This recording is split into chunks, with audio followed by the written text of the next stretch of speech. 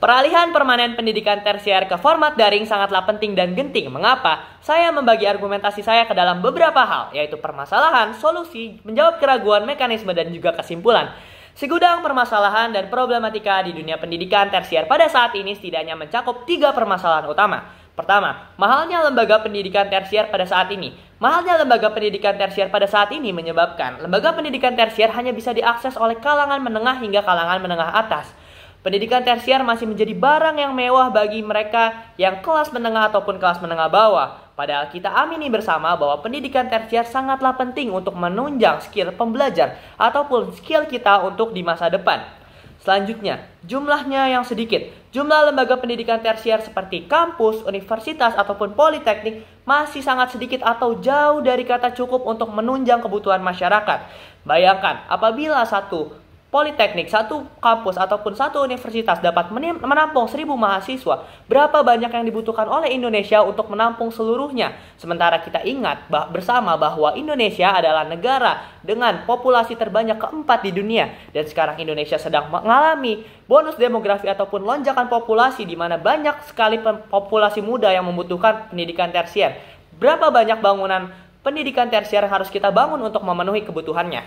Selanjutnya, tempatnya yang belum merata. Kita tahu bersama bahwa sekarang pada saat ini lembaga pendidikan tersier bangunan-bangunannya masih terpusat di Pulau Jawa ataupun terkonsentrasi di sana. Sementara Indonesia memiliki luas yang sangat luas dari Sabang sampai Merauke, Miangas hingga Pulau Rote. Belum juga ditambah dengan ribuan pulau lainnya. Bayangkan saja bagaimana cara orang-orang yang tinggal di luar Jawa ataupun tinggal di luar pulau-pulau besar tersebut ataupun misalkan di daerah 3T, bagaimana cara mereka mengakses pendidikan tersier?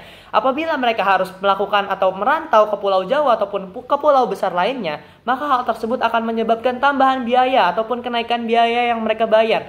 Sehingga kembali ke permasalahan utama bahwa tidak semua orang memiliki sumber daya yang sama ataupun sumber daya yang cukup untuk mengakses pendidikan tersier yang layak. Selanjutnya, mengapa pendidikan tersier diubah ke format daring sangatlah penting? Pertama, murah. Tentu, ketika kita melakukan peralihan format pendidikan tersier ke dalam format daring, hanya membutuhkan biaya murah. Mengingat biaya yang dibutuhkan hanyalah biaya video konferensi ataupun juga layanan software. Dan juga pembelajar dan pengajar sebagai penyumbang fasilitas utamanya. Sehingga hal tersebut dapat menurunkan atau meminimalisasi biaya yang membuat biaya UKT ataupun biaya iuran yang harus dibayar oleh mahasiswa atau pembelajar jadi lebih murah. Sehingga lebih banyak masyarakat atau kalangan masyarakat yang dapat mengakses pendidikan tersiernya.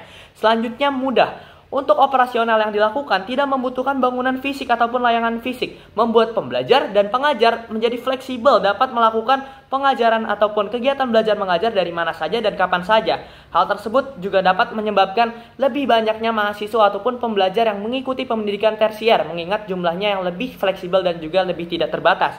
Selanjutnya, cepat. Untuk melakukan peralihan ataupun pembuatan lembaga pendidikan tersier daring juga tidak memakan waktu banyak. Mengingat tidak dibutuhkannya bangunan fisik, membuatnya dapat memenuhi kebutuhan pendidikan tersier di Indonesia secara lebih cepat dan juga lebih banyak. Pada saat ini kapasitasnya jadi tidak terbatas. Apabila kita melakukan pendidikan tersier secara daring, maka tentu lebih banyak fasilitas ataupun lebih banyak pembelajar yang dapat diakomodasi untuk tergabung ke dalam lembaga pendidikan tersier, sehingga aksesibilitasnya menjadi lebih mudah dan dapat diakses oleh seluruh orang.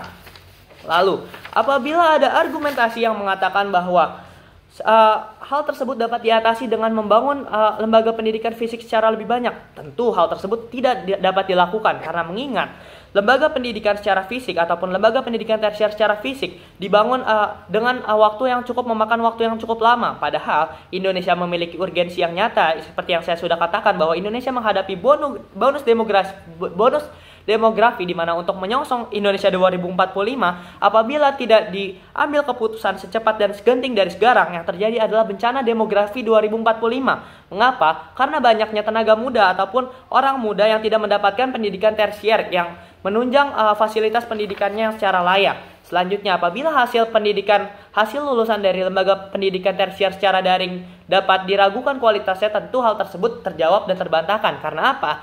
Karena mengingat format yang sama telah kita gunakan pada masa pandemi COVID-19, di mana aktivitas pembelajaran dilakukan secara daring, dan kita lihat bahwa lulusan yang dihasilkan sama baiknya ataupun bahkan lebih baik karena mereka dapat terdigitalisasi dan juga lebih akrab dan juga lebih melek secara teknologi. Selanjutnya, bagaimana mekanisme yang akan dilakukan dalam pendidikan tersier secara daring? Tentu pembelajar dan pengajar akan memanfaatkan software ataupun sumber-sumber digital yang tersedia. Dengan biaya bangunan fisik ataupun nihilnya biaya pembangunan fisik yang dilakukan, maka biaya operasional tersebut dapat dialihkan kepada hal-hal yang bersifatnya digital, seperti sumber pembelajaran digital, misalkan layanan jurnal internasional dan misalkan langganan jurnal internasional dan sebagainya. Tentu hal tersebut dapat meningkatkan kualitas dari lembaga pendidikan tersier kita sendiri.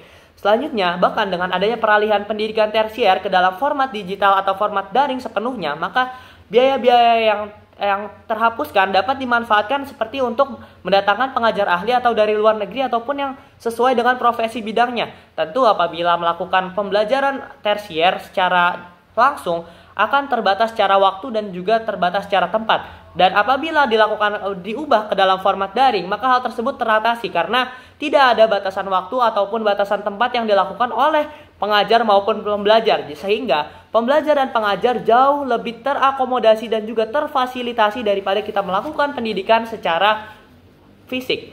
Kesimpulannya, peralihan pendidikan tersier ke dalam pendidikan daring ataupun digital adalah jawaban dari segala permasalahan dari mahalnya biaya pendidikan, jumlah pendidikan tersier yang sedikit, dan juga tidak meratanya aksesibilitas bagi masyarakat. Argumen-argumen yang telah saya berikan menunjukkan bahwa tentang pentingnya dan tingginya urgensi dalam peralihan permanen pendidikan tersier ke format daring untuk menyongsong Indonesia Generasi Emas 2045. Terima kasih.